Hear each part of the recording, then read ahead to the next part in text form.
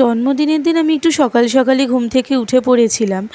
এমনিতে আমি একটু লেট রাইজার, কিন্তু কোনো স্পেশাল দিনে আমি একটু তাড়াতাড়ি ঘুম থেকে উঠে পড়ি। ঘুম থেকে উঠেই সবার প্রথমে আগে বিছানার একটা সুন্দর চাদর পেতে নিলাম, কারণ নিজের ঘরের বিছানাটা সুন্দর করে সাজানো থাকলে না বেশ ঘরটা সুন্দর দেখতে লাগে।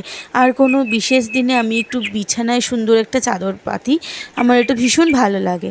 তো সবার আগে একটা নতুন চাদর পেতে নিলাম বিছানায়, তারপরে আস্তে আস্তে বাকি সব কাজগুলো করে নিলাম, ঘরটা একটু সুন্দর করে গুছিয়ে নিলাম। আর আজকে না আমার সেরকমভাবে কোনো কাজ ছিল না, লাঞ্চের সমস্ত রান্নাবান্না আজকে মামনিই দায়িত্ব নিয়েছিল, সব কিছু নিজের হাতে করবে বলেছিল। আর সন্দীপ আর মামনি মিলেই না সব কিছু প্ল্যান করছিল, তাই জন্য আমার সেরকম কোনো কাজও ছিল না আজকে। এবার ঘরটর গুছিয়ে নিয়ে আমি আগে স্নানটা সেরে নিলাম, কারণ রান্নাঘরে ঢোকা তো আজকে মানা ছিল। মামনির একেবারে কড়া হুকুম ছিল যে আজকে রান্নাঘরে ঢোকা মানা। তবু একা মানুষ তো এত কিছু কিভাবে একা হাতে করবে। আমি ওই মশলাপাতিগুলো গ্রাইন্ড করে দিয়েছিলাম, এইটুকুই করে দিয়েছিলাম। সারপ্রাইজ তো রেডি হচ্ছিল, বুঝতেই পারছিলাম, কিন্তু কী কী মেনু আমি আর তখন জিজ্ঞাসা করিনি, আমিও ওয়েট করছিলাম।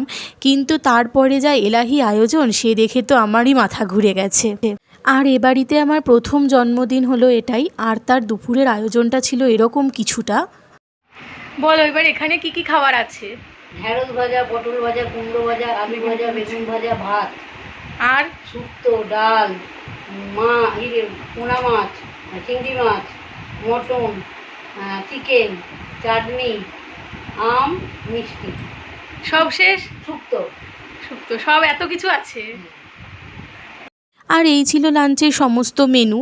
আর তাছাড়া এইভাবে বসেছিলাম, হয়তো আমার আনন্দটা আমি প্রকাশ করার কোনো ভাষাই পাচ্ছিলাম না। আর এদিকে ওকে বলেছিলাম ফটো তুলে দিতে, ও যে তখন ভিডিও করে দিচ্ছিল বুঝতেই পারিনি। এবার চলো আমি একটুখানি দেখিয়ে দিচ্ছি যে কী কী মেনু আছে, আমি একবার বলে দিই। এখানে আছে ভেন্ডি ভাজা, পটল ভাজা, কুমড়ো ভাজা, আলু ভাজা আর বেগুন ভাজা, 5 রকমের ভাজা, ডাল, শুক্তো, কাতলা মাছ, একটা বিশাল সাইজের গলদা চিংড়ির মালাইকারি, মাটন, চিকেন, আমের চাটনি, পান্তুয়া আর হচ্ছে আম, আর এখানে আছে ভাত। তো এই ছিল হচ্ছে সমস্ত মেনু। আর এত সুন্দর একটা সারপ্রাইজ যে ওরা এই বিশেষ দিনটায় প্ল্যান করবে আমি একদমই বুঝতে পারিনি। আমি যেন ওদের নিয়ে এভাবেই থাকতে পারি।